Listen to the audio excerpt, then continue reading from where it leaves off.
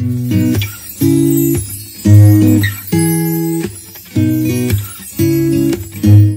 jumpa kembali Bapak Ibu dan saudara-saudara. Kita mau belajar firman Tuhan pada hari ini. Bagaimana kita tetap hidup seperti ketika kita mengenal Tuhan, mempertahankan iman, dan kita akan membuang semua dosa kita, bukan hati kita kepada Tuhan. Jadi hati tetap kita persembahkan, tapi dosalah yang harus kita buang. Mari kita bersama membaca firman Tuhan dari surat 1 Korintus pasal 7 ayat 17 sampai dengan 24. 1 Korintus pasal 7 mulai ayat 17 sampai dengan 24. Kita akan awali dengan bersama berdoa. Tuhan Yesus, kami berterima kasih. Siapa kami? Kami adalah orang hina, tetapi Engkau bersedia menerima kami sebagai bagian dari kehidupan kerajaan Allah. Engkau membuka hatimu, membuka hidupmu, membuka karya agungmu di dalam kerajaan surga untuk kami boleh hidup bersama dengan Engkau. Terima kasih segala kebaikan Tuhan membuat kami kuat menjalani kehidupan dengan beriman kepadamu. Kiranya Tuhan menopang supaya kami senantiasa setia. Inilah kerinduan kami dalam nama Tuhan Yesus Kristus. Amin. Selanjutnya, hendaklah tiap-tiap orang tetap hidup seperti yang telah ditentukan Tuhan baginya, dan dalam keadaan seperti waktu ia dipanggil Allah. Inilah ketetapan yang kuberikan kepada semua jemaat. Kalau seorang dipanggil dalam keadaan bersunat, janganlah ia berusaha meniadakan tanda-tanda sunat itu. Dan kalau seorang dipanggil dalam keadaan tidak bersunat, janganlah ia mau bersunat. Sebab bersunat atau tidak bersunat tidak penting. Yang penting ialah mentaati hukum-hukum Allah. Baiklah tiap-tiap orang tinggal dalam keadaan seperti waktu ia dipanggil Allah. Adakah engkau hamba waktu engkau dipanggil? Itu tidak apa-apa. Tetapi jikalau engkau mendapat kesempatan untuk dibebaskan, pergunakanlah kesempatan itu. Sebab seorang hamba yang dipanggil oleh Tuhan dalam pelayanannya adalah orang bebas milik Tuhan. Demikian pula orang bebas yang dipanggil Kristus adalah hambanya. Kamu telah dibeli dan harganya telah lunas dibayar. Karena itu janganlah kamu menjadi hamba manusia. Saudara-saudara, hendaklah tiap-tiap orang tinggal di hadapan Allah dalam keadaan seperti pada waktu ia dipanggil.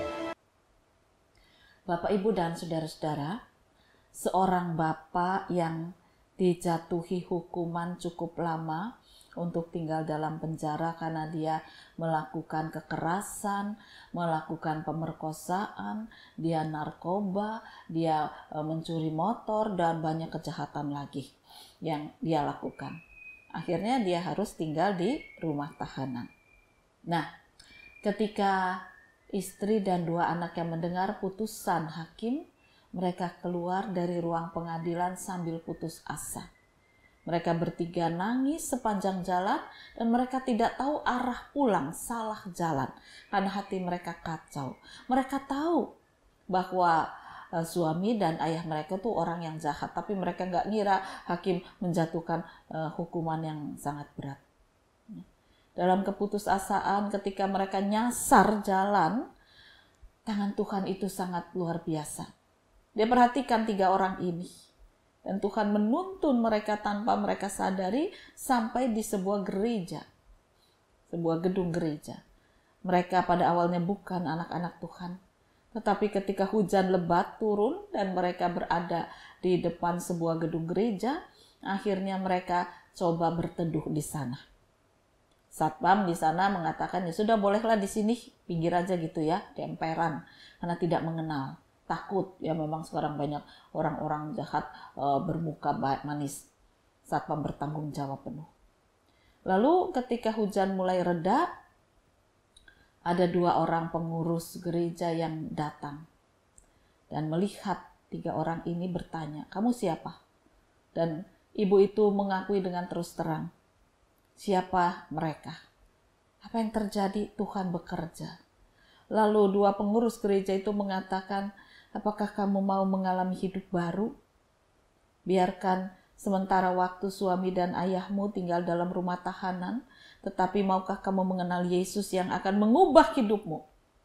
Aku tidak berjanji kamu akan menjadi orang kaya raya, tetapi paling tidak kalau hatimu mengalami pertobatan dan diserahkan pada Yesus, Tuhan Yesus akan memelihara kamu."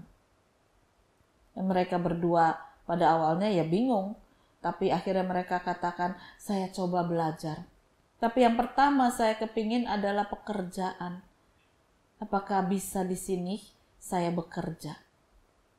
Pengurus gereja itu mengatakan, "Saya tidak bisa menerima tanpa mengadakan pembicaraan dengan pengurus yang lain. Sebab ini berat sekali. Suamimu itu dikenal bukan orang baik, lalu bagaimana kami bisa menerima kamu dan 2 anak ini? Tapi hati kami iba dengan kehidupanmu." Akhirnya diadakan pertemuan, rapat beberapa kali dan diputuskan dicoba bekerja. Apakah mereka sudah mengenal Yesus? Belum. 3 orang ini belum mengenal Yesus. Ibu itu akhirnya diterima bekerja dan 2 anaknya tetap boleh sekolah dengan bantuan biaya. Mereka tinggal di rumahnya sendiri.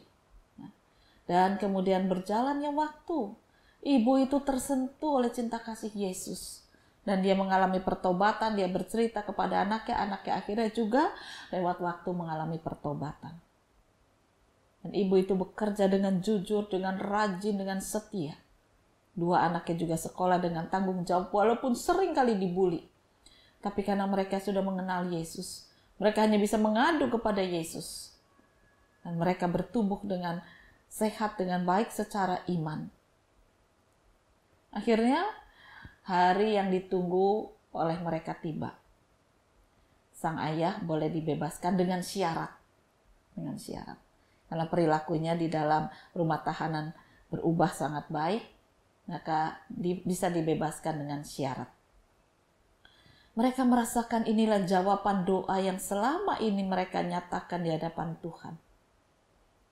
Lalu ketika hari pembebasan tiba, ayah itu pulang tanpa memberitahu istri dan anaknya, dan sampai di rumah hatinya tersentuh.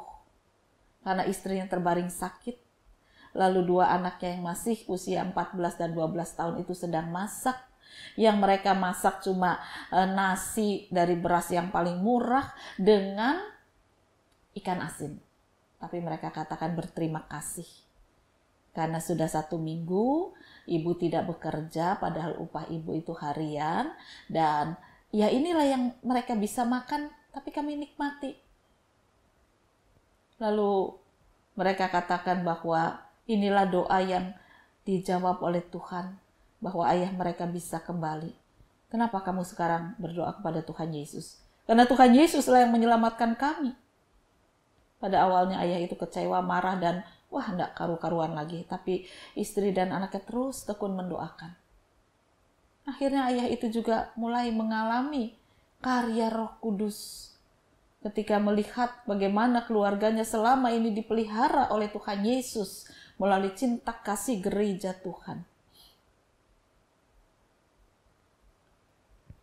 Beberapa waktu kemudian, ayah itu pun mulai merasakan kuasa Roh Kudus bekerja. Dia menangis di hadapan Tuhan. Dia mengatakan bahwa saya mau mengenal Engkau Tuhan Yesus. Tapi layakkah saya? Tubuh saya penuh tato, penuh luka. Saya sudah melakukan kejahatan yang luar biasa. Layakkah saya?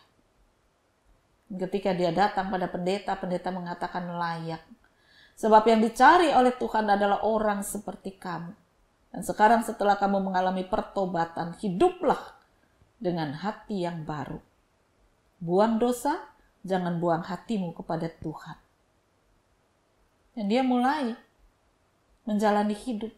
Dia katakan, aku malu ketemu orang banyak. Bagaimana aku bisa mengubah tubuhku seperti ini? Penuh tato, orang akan memandang aku terus seperti orang jahat. Ya, dengan segala upaya akhirnya dia mencoba cukur yang rapih. Tato di tangan kanan kiri memang tidak bisa dihilangkan lagi. Tapi dia upayakan untuk bisa tertutup. Jadi sekarang penampilannya rapih. Orang tidak tahu bahwa dia seorang bekas napi. Karena perubahan besar terjadi. Pendeta itu mengatakan, kamu gak usah pusingkan tubuhmu yang penuh tato. Kamu dipanggil sudah penuh tato. Yang penting hatimu sekarang adalah hati yang diperbaharui. Itu yang menolong engkau hidup dalam pembaharuan. Firman Tuhan mengatakan hal yang sama. Orang yang sudah disunat, mengenal Kristus, tidak usah bingung. Orang yang belum disunat tidak perlu pakai sunat. Yang penting adalah buang dosamu. Serahkan hatimu pada Tuhan. Jangan hatinya yang dibuang.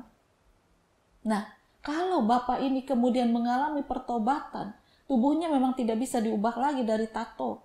Tetapi hatinya bisa diubah. Dan itu mempengaruhi pola hidupnya. Bagaimana dengan gereja Tuhan? Yang memprihatinkan adalah ada banyak orang yang sudah percaya di dalam Yesus, tetapi membuang hatinya dari Yesus. Dan dia lalu jatuh lagi dalam dosa. Bisa karena pasangan hidup, dapat pacar orang kaya raya di tengah ekonomi susah, siapa yang gak mau? Ya sudahlah, nanti pelan-pelan saya bawa pasangan saya ini mengenal Yesus. Tidak bisa, Anda sudah berkhianat kepada Yesus. Susah untuk kembali. Setan akan gondeli terus. Jangan sekali-kali buang hatimu dari Yesus. Bisa itu terjadi. Bisa karena ekonomi susah tadi seperti Bapak ini ya. Dia melakukan banyak kejahatan-kejahatan, bisa terjadi. Orang yang hatinya diserahkan pada Yesus lalu melihat dunia ini dengan jiwa yang sempit, bisa membuang hatinya dari Yesus. Lalu jatuh dalam pelukan dunia. Berapa banyak orang Kristen seperti itu? Mungkin tidak kasar-kasar banget lah jadi penjahat. Tapi pengkhianat-pengkhianat Kristus sekarang ini sangat banyak. Entah karena jabatan, entah karena harta dunia, entah karena jatuh cinta lagi, berselingkuh, dan sebagainya. Hatinya tidak untuk Tuhan. Hatinya untuk kehidupan duniawi yang semu. Maka firman Tuhan mengatakan, jangan buang hatimu dari Tuhan. Kalau tubuhmu, hidupmu dulu penuh dosa, buang itu semua. Tidak apa-apa, Tuhan terima. Sebab kamu diperbaharui, diperbaiki. Adapun tanda-tanda tubuh itu tidak penting. Itu masih bisa ditutupi. Bapak yang bertato itu sekarang berpakaian rapih. Apa pekerjaannya? Nah, cuma tukang parkir. Tetapi dia bersyukur. Orang bilang, wah caranya memarkiri bagus.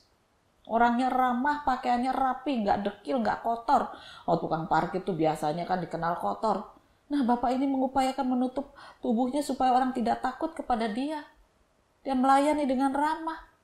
Parkiran, orang kasih 2.000, harusnya bayar 2.000, ada yang kasih 3.000. Harusnya bayar 3.000, ada yang kasih 5.000. Berkat rezeki dari Tuhan karena keramahan kebaikannya. Rapihnya. Orang jatuh kasihnya. Nah, inilah upaya yang dilakukan. Ketika dia terus percaya, Tuhan 5.000 ini berkat Tuhan. Saya percaya hari ini istri saya masih kerja, saya yang bekerja, cukup untuk dinikmati bersama dengan 2 anak. Anak-anak masih melanjutkan sekolah. Suami bekerja walaupun tukang parkir, istri bekerja walaupun cuma membantu atau pembantu.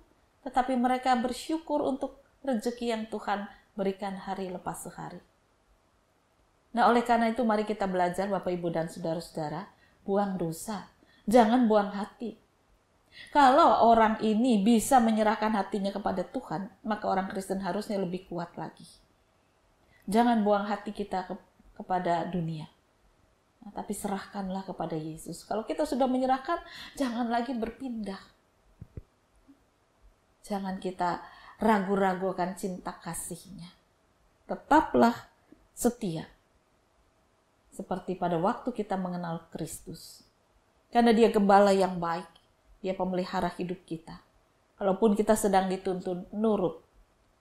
Kalau kita dituntun ke tempat lembah yang menurun, ya ikut saja. Karena di lembah itulah mungkin ada padang rumput yang Tuhan sudah tahu.